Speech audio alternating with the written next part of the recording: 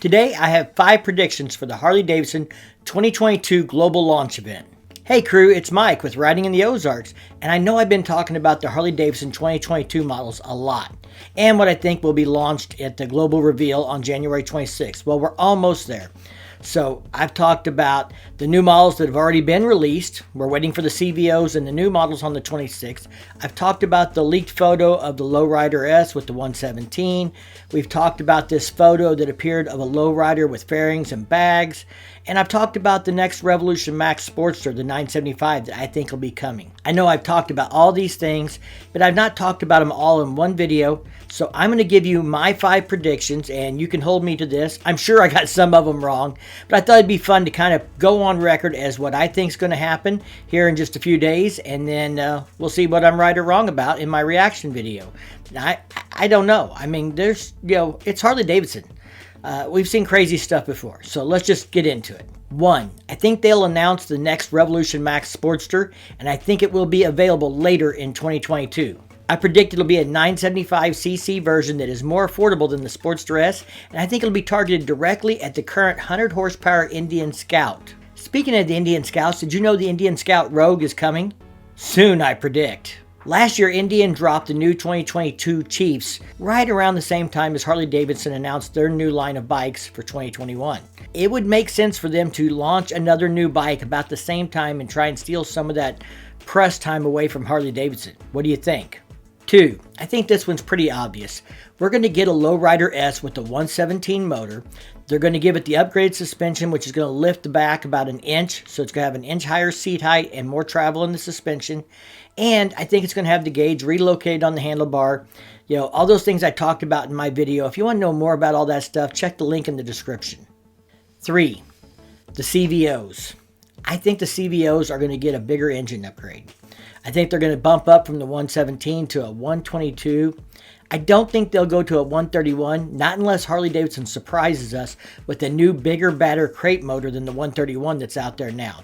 I think they want to leave room for people to spend money to upgrade to something else. So I don't think they'll drop a 131 in the CVOs unless they come out with the new crate motor. I don't see any sign of that happening right now, so I'm going to go with a 122. 4. I think Harley-Davidson will tease the next Revolution Max model somewhere throughout the launch, but I don't think it'll be a Revolution Max bagger. I don't know what it will be, but I don't think it'll be a Revolution Max bagger, and here's why.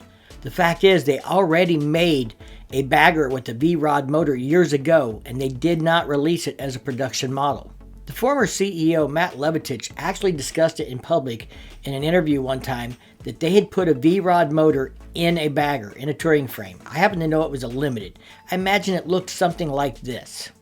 The bag rod, as Matt Levatich called it, was done for testing. But I can imagine they've already got a Revolution Max and a Road Glide frame somewhere. And I do think that is coming at some point. I just don't think we're there yet. I know everyone thinks that Harley needs to respond to the Indian Challenger, but the fact is Indian's global sales are only about 20-25% of what Harley-Davidson sales are.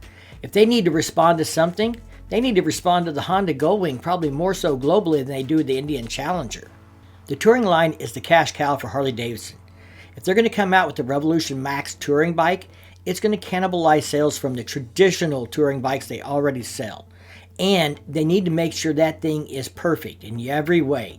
It cannot have any bugs or flaws or some of the things they're getting away with the Pan America or the Sportster S, because it is their most popular models. And if people jump ship from the air-cooled motor to this Revolution Max motor, that thing has got to be dead on right. So I think Harley-Davidson will take their time, make sure they have it right before they start cannibalizing sales from their Milwaukee 8 V-twin touring line.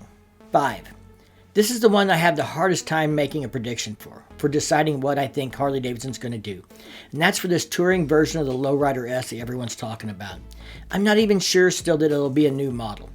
Personally, if it was me, I wouldn't create a special model for just putting a fairing and bags on a bike. That'd be a parts and accessories package I would sell through the dealership. The dealership makes money on installing it, or the customers can install it themselves.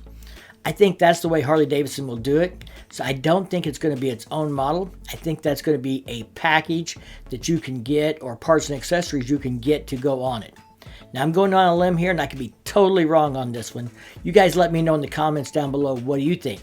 Does it make sense to make a new model of motorcycle if all you're doing is putting a fixed fairing and bags on it?